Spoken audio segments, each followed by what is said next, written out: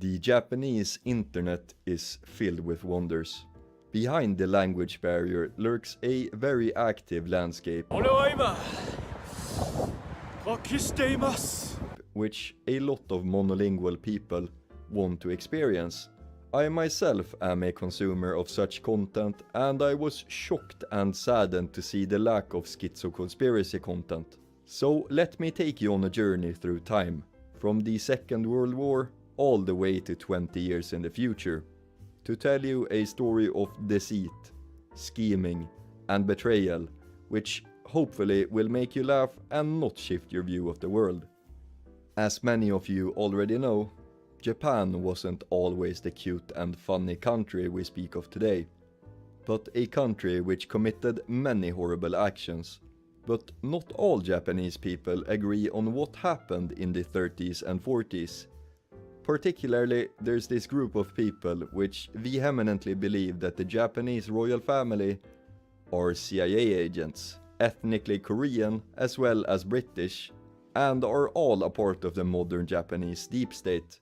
But this story is, as you probably already can tell, very complicated and requires historical knowledge of Japan, which I am almost guaranteed to get wrong. So bear with me as I explain the inner workings behind not only the Japanese government or the world, but the entire galaxy, and how Donald Trump will bring forth flying cars from his intergalactical spaceship.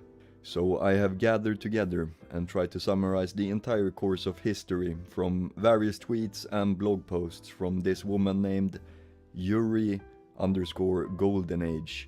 By the way, if you want to follow me on Twitter, I have a link in the description. Please follow and become my Omfi, please. But without further ado, let's explore. So, Japan was a little baka hikikomori nation for about 200 years until an American guy named Matthew Perry came with some ships and told them to get their shit together and start trading with them, which resulted in a war which the Japanese lost in 1853. Where this story deviates from normal history is that these people claim that in 1859 the Tokugawa shogunate transferred the Japanese island to the British Empire in the Treaty of Amity and Commerce between the United Kingdom and Japan, which was the official declaration which resulted in establishing diplomatic ties between the countries. They backed this up by referring to old newspaper articles from 1863, which states that the British monarch had judicial powers over China as well as Japan during this time. Because why would a state ever lie to its population in order to show strength? Fast forward a couple of years to the Meiji Restoration. The Meiji Restoration was a revolution in Japanese history where a coup was held against the governing body, the Tokugawa shogunate, which was replaced by the young prince Mutsuhito as the new ruling Meiji emperor in 1868. And a bunch of modernization was done, blah blah blah, doesn't matter for this story. But at some point, these people claim that the Emperor Meiji, gets assassinated and replaced by a body double named Toranosuke Omuro, stemming from the Tabuse clan, by help of the Freemasons. The claim, therefore, is that the leading forces behind the Meiji Restoration were friends of the Illuminati and the Freemasons, which is backed up by like 3 photographs which had been taken around the same time. I know what a JPEG is. I just want a picture. It is also said that the town of Tabuse in Yamaguchi Prefecture, where Toranosuke Omuro was from, was a Korean stronghold where a bunch of Korean royalty of the Yi family had fled for some reason. So the theory goes that Toranosuke Omuro was Korean royalty and therefore appointed a bunch of ministers from this town during his reign, which also included the first Japanese prime minister, Ito Hirobun, who is also theorized to be Korean, and also the reason for all modern Japanese ministers and politicians allegedly being from the same town of Tabuse in Yamaguchi Prefecture, making all Japanese politicians from the Meiji period forward to be of ethnically Korean origin. Koreans. Can't keep getting away Are you following this? Because I'm not sure I am myself. Crack, crack, crack. Peter, what are you doing? Crack. Anyways, fast forward again to 1872, and Toranosuke Omuro, who had replaced the Meiji Emperor, was himself assassinated by Ito Hirobun and replaced by a man named Mitsukuri Keigo, who had studied abroad in Britain and had connections with the Rothschild family, the Illuminati, the Freemasons, and the Deep State. So this is the second time the emperor had been assassinated and replaced by another body double friend of the Freemasons. This was claimed to be done in order to make the country into an Asian version of the UK, to be able to create a similar credit-creating banking system which existed in the UK. Okay, so now that we have established that Japan was and is ruled by Koreans and the British, we can fast forward to World War II, which these people see as an inside job. How can you come up with such a conclusion, you may ask? The theory goes that both Adolf Hitler and Hirohito were CIA agents. This doesn't get any better when these schizos discovered that monarchies give out honorary titles to other heads of state, which made them believe that Hirohito was in actuality a British field marshal and therefore was working with the British army, which solidifies the theory of Japan being a British colony. This theory was further solidified by pointing out that the Allied bombing raids didn't target any buildings which the royal family possessed, which is wrong, and many historical buildings were in fact destroyed during the war. Furthermore, it is claimed that Hirohito himself also possessed a patent to the atom bomb, and sold these to the Americans in order for them to be tested on the Japanese populace. They backed this up with a newspaper article from the Second World War, which was definitely not fear-mongering propaganda, and also the fact that the emperor was not put on the military tribunal after the war. Side note, this was done in order for the Japanese population to be more accepting of American occupation after the war. But such a claim must need more proof than this, which is why they also referred to leaked military documents, which claimed that one unexploded atom bomb, which was dropped over Nagasaki, was recovered by the Japanese military and later transferred to the Soviet embassy, which these people point to being proof that the Japanese were behind the bombings all along, and that the purpose of the bombings was to get data on the effect of the atom bomb for the patent rights of the emperor as well as the US government. And according to a chain of tweets this article is referring to, the real people behind this was the Freemasons. How?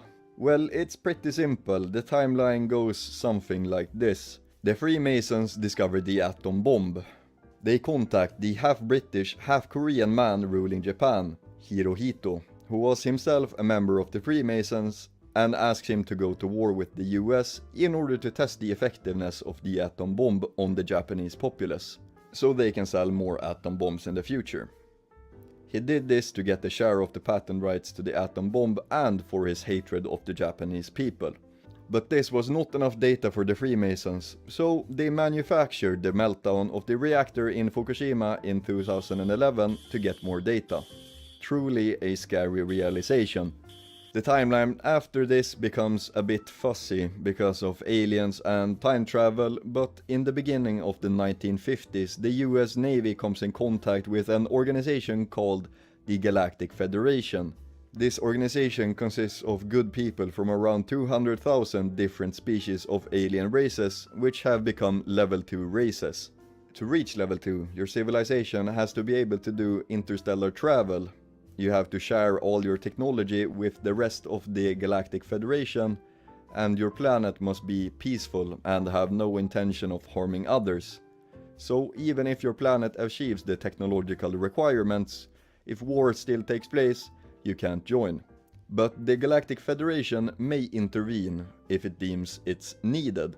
So these people claim that the Andromeda Galaxy voted to have the Galactic Federation intervene on Earth because they can see 300 years into the future where Earth develops a dictatorial one-world government.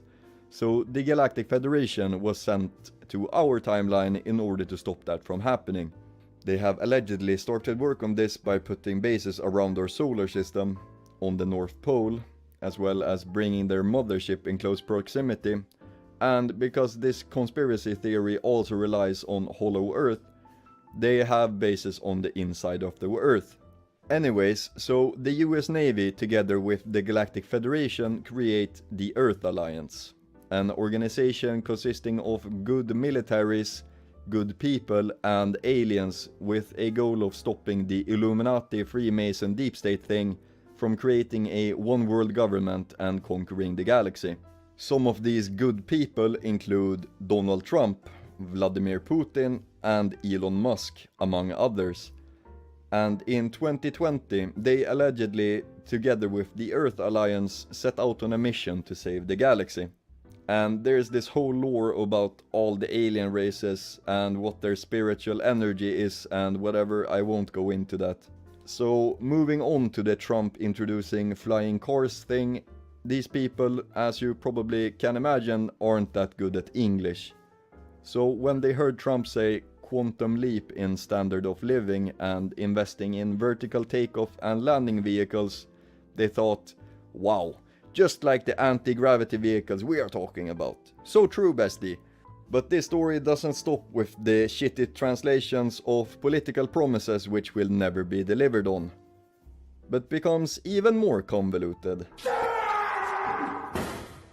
Because this woman also believes in the super soldier talk conspiracy theory, which is another equally insane conspiracy theory about people believing they were abducted by the government and genetically enhanced in order to fight a war in space, which also includes time travel paradoxes and shit, which Oki's Weird Stories did a way better video on, which you should definitely watch. I was under the direct tutelage of Pulse Rein, Kevin Spacey's clone. There was 12 children who were trained directly under him, including myself and the YouTuber Mr. Beast. She refers to a video on the Super Soldier Talk channel where a guy named Anthony Zander says he was tasked with flying a space combat plane to escort Donald Trump on his intergalactic spaceship. Continuing, she also wrote a post about there being ancient alien artifacts with blueprints of crystal technology and Anunnaki sperm, as well as a post about how UNICEF is putting alien sperm in American women to make human-alien crossbreeds to make super adrenochrome or something. But trying to make sense of it all and put it onto a timeline is honestly so incredibly mentally exhausting that I'm just gonna finish it here. You can continue to explore her entire catalog of insane rants with the links provided in the description. As always, a big thank you to all the people supporting me through merch purchases and Patreon. More shit is coming out, but I'm just a guy with a normal life, so the upload schedule might vary a bit from time to time. Big hugs and kisses to my little Discordians, and I'll see you next time.